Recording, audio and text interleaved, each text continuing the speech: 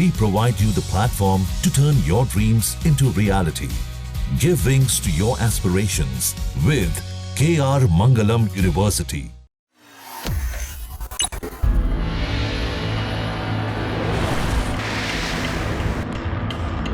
Operation Sindoor में पूरी दुनिया ने ब्रह्मोस मिसाइल S-400 और आकाश तीर डिफेंस सिस्टम की ताकत देखी।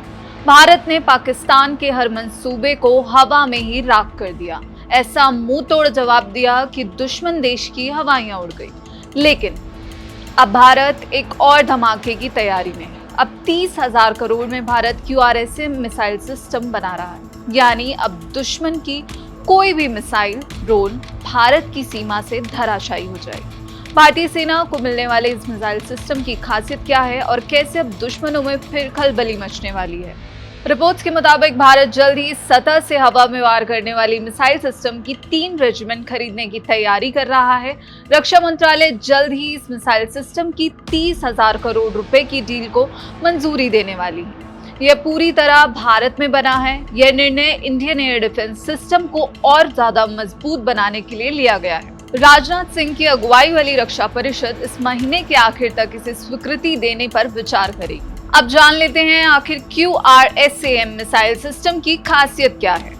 यह अत्याधुनिक शॉर्ट रेंज मिसाइल सिस्टम है जो बहुत तेजी से काम करता है। ये एकदम ऑटोमेटिक फायरिंग फैसले लेगा जो बहुत ही तेज, सटीक और जानलेवा होंगे, जिसे 25 से 30 किलोमीटर तक की दूरी पर दुश्मन के लड़ाकू विमानों, हेलीकॉप्टरों और ड्रोन को रोकने के लिए डिजाइन किया गया है। यह चलते समय भी दुश्मन के विमानों, ड्रोन को ट्रैक कर सकता है और फिर हमला करेगा।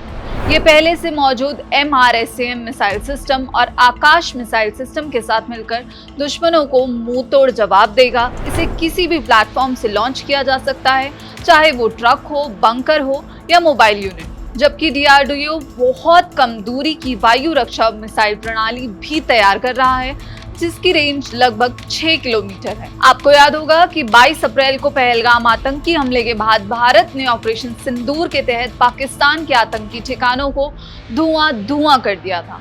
पाकिस्तान ने भारत पर हमले की साजिश तो की, लेकिन भारतीय सेना ने हवा में ही परखच्चे उड़ा दिए। पाकिस्तान की तरफ से लॉन्च किए गए हमलों में तुर्की के ड्रोन और चीनी मिसाइलें भी शामिल थीं, लेकिन S-400 सुदर्शन सिस्टम ने सबको ऐसी धूल चटाई कि पूरी दुनिया ने भारत का लोहा माना। अब QRSAM के आने से भारत की रक्षा तैयारियां और भी मजबूत होने वाली हैं। सेना वायु रक्षा, जिसने ऑपरेशन सिंदूर के दौरान बहुत अच्छा प्रदर्शन किया, उसे QRSAM की 11 रेजिमेंटों की आवश्यकता है।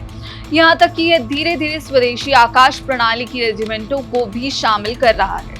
QRSAM प्रणालियों के शामिल होने से भारतीय वायु सेना और सेना के मौजूदा वायु रक्षा नेटवर्क में इजाफा तो होगा ही, लेकिन इसी के साथ आत्मनिर्भर भारत और मेक इन इंडिया पहल को और मजबूती भी मिलेगी।